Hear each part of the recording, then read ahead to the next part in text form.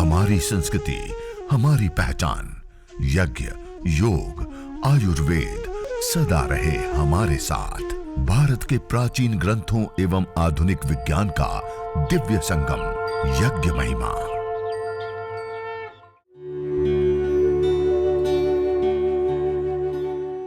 भारतीय संस्कृति में यज्ञ, योग एवं आयुर्वेद जैसी अमूल्य विद्याएं हैं, जिसका मूल है वेद।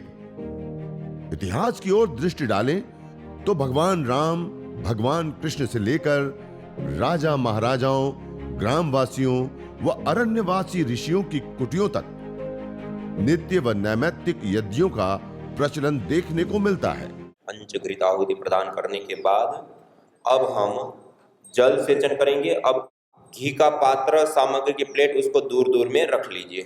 थोड़ा सा हवन कुंड से दूरी पर रख दीजिए।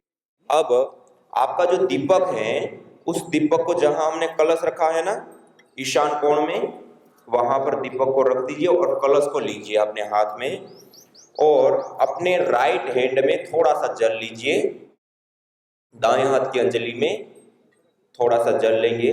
सबसे पहले वेदी के हवन कुंड के पूर्व दिशा, मानी आपकी इधर की साइड की जो दिशा है, हवन कुंड के पूर्व दिशा में दक्षिण से उत्तर की ओर, मानी आपका जो राइट हैंड है, दाएं हाथ है, उधर से बाएं हाथ की ओर, लेफ्ट हैंड की ओर ऐसे धारा बनाते हुए जल प्रोक्षण करेंगे। कब? जब हम मंत्रोच्चारण कर लेंगे तब। लीजिए हाथ में जल।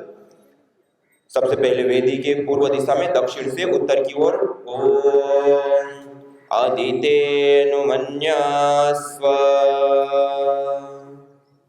ध्यान रखेंगे हवन कुंड के अंदर गाय के घी के पात्र में और सामग्री की प्लेट में पानी नहीं गिरने देना है। दूसरी बार जल लीजिए। अब हवन कुंड के पश्चिम दिशा में, मानी आपके और हवन कुंड के बीच वाला जो गैप है, उसमें अपने राइट साइड से लेफ्ट साइड की ओर धारा बनाइए। ओम अनुमतेनु मन्यास्व। अब वेदी के उत्तर दिशा में, वेदी के उत्तर दिशा में, मानी आपका जो लेफ्ट हैंड है, उस साइड की जो दिशा है, उसमें आपकी ओर से सामने की साइड में धारा बनाते हुए ओम सरस्वत्येनु मन्यास्व।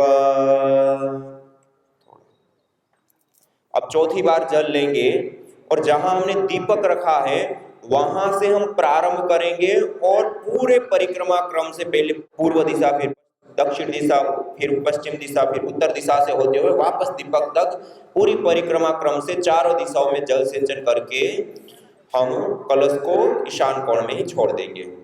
ओम देव सविता प्रसुव यज्ञं प्रसुव यज्ञपतिं भगाय दिव्य गंधर्व के तपु के तम नः पुनादु वाचस्पतिर्वाचन्नः स्वदतु। हवन कुंड के चारों दिशाओं में जल प्रोक्षण करने के बाद कलश को ईशान कोण में छोड़ दीजिए। जहां हमने दीपक रखा है उसी के पास में कलश को ईशान कोण में छोड़िए। आपका जो लेफ्ट हैंड है, उसका जो सामने वाला कोना है, उसको कहते हैं ईशान कोण, पूर्व दिशा और उत्तर दिशा का कोण। वहां पर दीपक भी रखेंगे और कलश भी रखेंगे। अब आइए 4 घी की विशेष आहुति देंगे। आघारावाज्य भागाहुति। पहली आहुति हवन कुंड के अंदर प्रदीप्त समिधा में, उत्तर दिशा में प्रदीप्त समिधा के ऊपर, दूसरी दक्षिण दिशा में प्रदीप्त समिधा के ऊपर, पश्चिम से पूर्व की ओर, अपनी ओर से सामने की ओर धारा बनाते हुए, और 2 हवन कुंड के बीच में ऐसे 4 गाय के घी की आहुति देंगे। ओम अग्नये स्वाहा इदमग्नये इदन्नमम। ओम सोमाय स्वाहा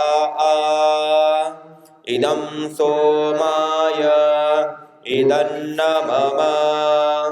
ओम प्रजापतये स्वाहा इदं प्रजापतये इदन्नमम।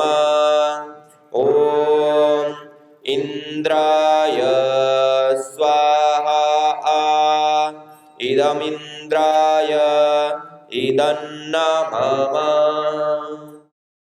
अब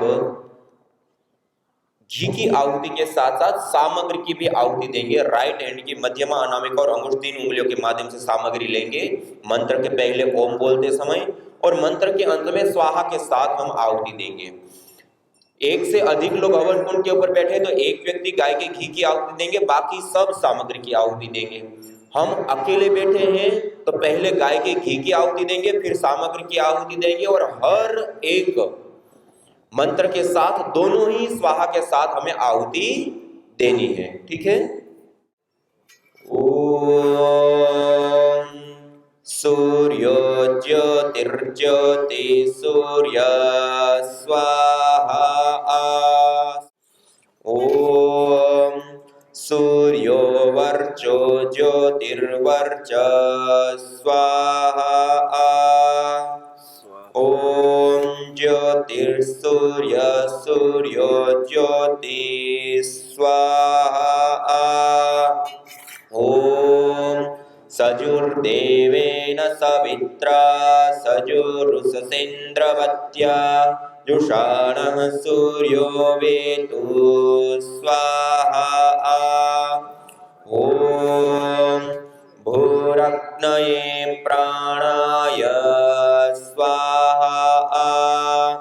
इदमग्नये प्राणाय इदन्नमम। ओम भुवर्वायवे पानाय स्वाहा। इदं वायवे पानाय इदन्नमम। ओम स्वरादित्याय व्यानाय स्वाहा। इदमादित्याय व्यानाय इदन्नमम। ओम भूर्भुवस्वरग्निवायवादितेभ्यः प्राणापानव्यानेभ्यः स्वाहा। इदमग्निवायवादितेभ्यः प्राणापानव्यानेभ्यः इदन्नमम। ओम आपो ज्योतिरसोमृतं ब्रह्म भूर्भुवस्वरों स्वाहा। ओम या मेधां देवगणः पितरश्च उपासते तया मध्यमेधयाग्ने मेधाविनं कुरु स्वाहा। ओम विश्वानि देव सवितर्दुरितानि परासुव यद्भद्रं तन्न आसुव स्वाहा। ओम अग्नेनय सुपथाराये अस्मान् विश्वानि देव वयुनानि विद्वान् युयोध्यस्मज्जुहुराणमेनो भूयिष्ठान्ते नम उक्तिं वेदेम स्वाहा। ओम भूर्भुवस्वः तत्सवितुर्वरेण्यं भर्गो देवस्य धीमहि धियो यो नः प्रचोदयात् स्वाहा। ओम भूर्भुवस्वः तत्सवितुर्वरेण्यं भर्गो देवस्य धीमहि धियो यो नः प्रचोदयात् स्वाहा। ओम भूर्भुवस्वः तत्सवितुर्वरेण्यं भर्गो देवस्य धीमहि धियो यो नः प्रचोदयात् स्वाहा। ओम त्र्यंबकं यजामहे सुगंधिं पुष्टिवर्धनम् उर्वारुकमिव बन्धनान् मृत्योर्मुक्षीयमामृतात् स्वाहा। ओम त्र्यंबकं यजामहे सुगंधिं पुष्टिवर्धनम् उर्वारुकमिव बन्धनान् मृत्योर्मुक्षीयमामृतात् स्वाहा। ओम त्र्यम्बकं यजामहे सुगन्धिं पुष्टिवर्धनम् उर्वारुकमिव बन्धनान् मृत्योर्मुक्षीयमामृतात् स्वाहा। ॐ सर्वं वै पूर्णत्वं स्वाहा। ॐ सर्वं वै पूर्णत्वं स्वाहा। ॐ सर्वं वै पूर्णत्वं स्वाहा। अब छोड़ दीजिए सारी चीजों को, हाथ को पोंछ लीजिए। अब कोई भी वस्तु की आहुति नहीं देंगे, चाहे गाय का घी हो, सामग्री हो या समिधा, सब चीजों को छोड़ दीजिए। सभी चीजों को छोड़ दीजिए, अब कोई भी चीज की आहुति नहीं करेंगे। अब हाथ जोड़िए और सीधे बैठिए, पूरे श्रद्धा भाव के साथ युक्त होकर के अग्निर्वै देवानामुख, यज्ञाग्नि समस्त देवताओं का मुख होता है, और इस यज्ञाग्नि के अंदर मंत्रों का पाठ करते हुए, देवी शक्तियों का आह्वान करते हुए हमने आहुतियां प्रदान की। आइए अब अग्नि देवता से हम प्रार्थना करेंगे। ओम सर्वे भवन्तु सुखिनः, सर्वे सन्तु निरामयाः, सर्वे भद्राणि पश्यन्तु, मा कश्चित् दुःखभाग् भवेत्। हे ईश सब सुखी हो, कोई न हो दुखारी, सब हो निरोग भगवन, धन धान्य के भंडारी, सब भद्र भाव देखे, सन्मार्ग के पथिक हो, दुखियान कोई होवे, सृष्टि में प्राणधारी। हे नाथ सब सुखी हो, कोई न हो दुखारी, सब हो निरोग भगवन, धन धान्य के भंडारी।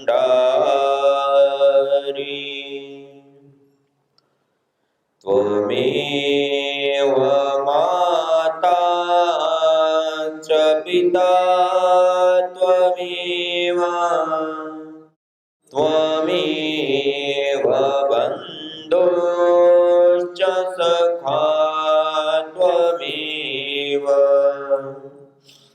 त्वमेव विद्या द्रविणं त्वमेव, त्वमेव सर्वं मम देव देव।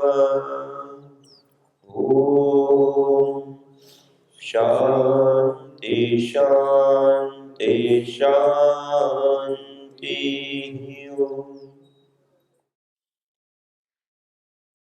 इस प्रकार पूरी श्रद्धा भाव से युक्त होकर के हम प्रतिदिन इस प्रकार छोटा सा यज्ञ करते हैं। आज हमने देव यज्ञ की आहुतियों के साथ साथ गुरु मंत्र, गायत्री मंत्र, महामृत्युंजय मंत्र से भी हमने 3 विशेष आहुतियां दी चिकित्सा यज्ञ के लिए।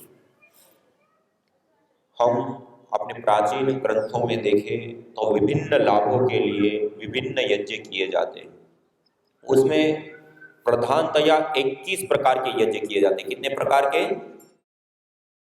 प्रधान 21 प्रकार के यज्ञ होते हैं। उन 21 प्रकार के यज्ञों में कुछ नित्य यज्ञ होते हैं जो हमें प्रतिदिन करने होते हैं, जैसे पंच महायज्ञ, बलि वैश्वदेव यज्ञ से लेकर के देव यज्ञ, ब्रह्म यज्ञ आदि। और कुछ नैमित्तिक यज्ञ होते हैं, किसी निमित्त विशेष से हम करते हैं, शादी विवाह आदि संस्कारों में करते हैं, पर्व आदि पर करते हैं, भूमि पूजन या कोई उद्घाटन आदि होता है तब कराते हैं, गृह प्रवेश आदि में, उसको नैमित्तिक यज्ञ कहते हैं। और कुछ काम्य यज्ञ होते हैं, किसी कामना विशेष से जो यज्ञ किया जाता है, पुत्र कामो यजेत, श्री ग्रामो यजेत, या अशुभ आदि के निवारण के लिए किसी कामना विशेष से प्रवृत्त होकर के जो हम यज्ञ करते हैं वो काम्य यज्ञ कहे जाते हैं। आज हमने जो यज्ञ किया यह देव यज्ञ है। क्या है? कौन सा यज्ञ है? ये देव पूजन के लिए, प्राकृतिक पोषण और संवर्धन के लिए, देव ऋण से उऋण होने के लिए यह विशेष रूप से किया जाता है। और दूसरा हमने चिकित्सा यज्ञ किया। कौन सा यज्ञ किया? देव यज्ञ की आहुति प्रदान करने के बाद 3, 7, 21, 51, 108 विशेष आहुतियां हम प्रदान करते हैं गायत्री मंत्र, महामृत्युंजय मंत्र आदि से। इसमें हम जो सामग्री प्रयोग करते हैं वो सामग्री अलग अलग उद्देश्य से अलग अलग हो जाती है। जब हम चिकित्सा यज्ञ करते हैं तो सामान्य रूप से सामान्य हवन सामग्री का प्रयोग करते हैं, लेकिन चिकित्सा यज्ञ करते हैं फिर जो रोगानुसार हवन सामग्री होती है उसकी हम विशेष आहुतियां प्रदान करते हैं। जब इस यज्ञ को हम कर रहे होते हैं, जब अग्नि के अंदर हम आहुतियां देते हैं उसको कहते हैं यज्ञाग्नि। क्या कहते हैं? यज्ञाग्नि।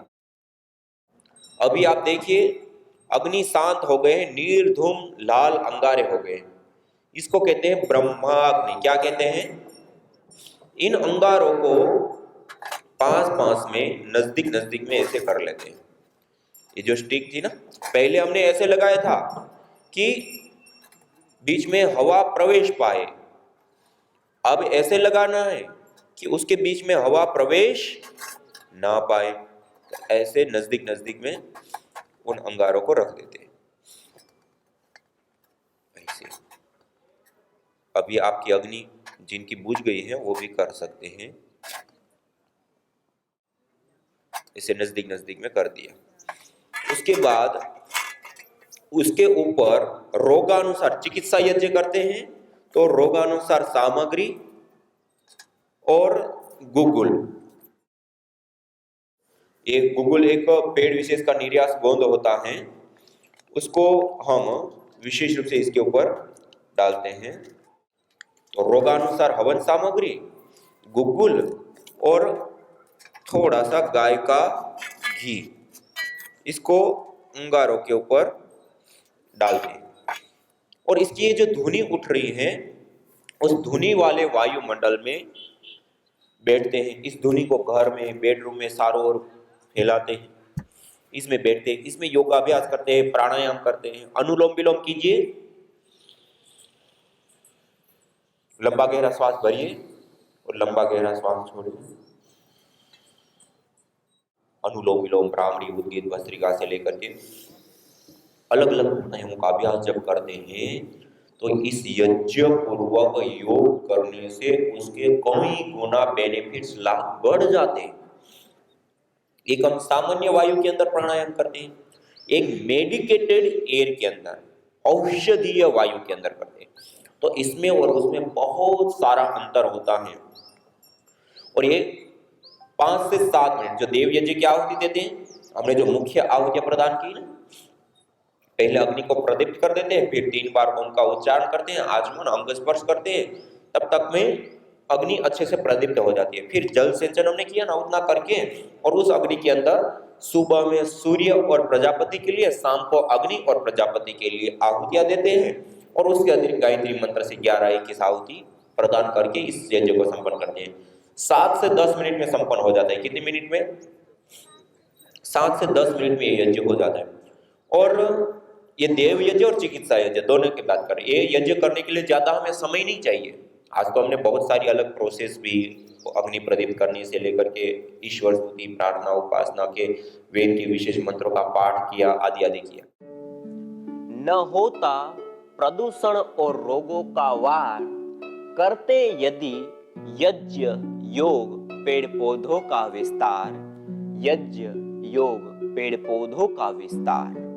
यज्ञ शिष्टा सिनः संतो मुच्यन्ते सर्वकिल्बिषैः, भुञ्जते ते त्वघं पापा ये पचन्त्यात्मकारण।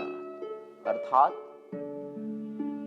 जो यज्ञ शेष बचे हुए अन्न का पान करते हैं, प्रसाद को प्राप्त करते हैं, प्रसाद को ग्रहण करते हैं, वह मुच्यन्ते सर्वकिल्बिषैः, सभी प्रकार के पापों से, दोषों से मुक्त हो जाते हैं। भुञ्जते तु त्वघं पापा ये पचन्ति आत्मकारणा, जो केवल अपने पेट की आपूर्ति के लिए अन्न को पकाते हैं, वह अन्न नहीं अपितु पापी लोग पाप का भोग कर रहे हैं।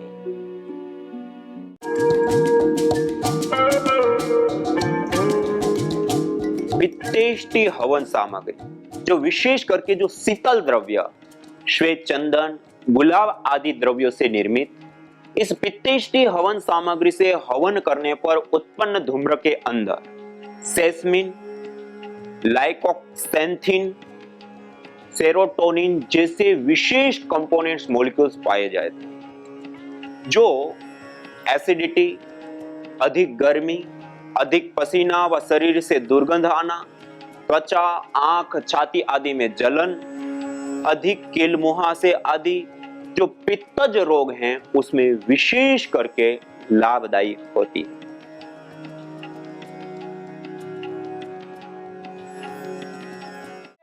यज्ञ भारतीय संस्कृति की मुकुट मणि है, प्रतीक है, मूल है।